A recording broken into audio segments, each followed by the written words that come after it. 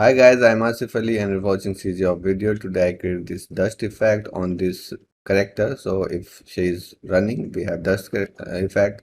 If she's jumping, we have dust, and also for the walk.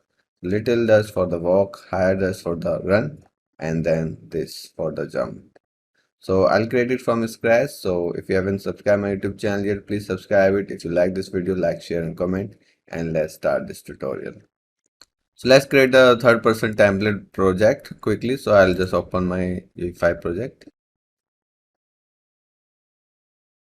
and I'll take the third person template here without starter content. I'll save on desktop, dust. So I have this project and if I play, you can see I can walk, I can run, I can jump.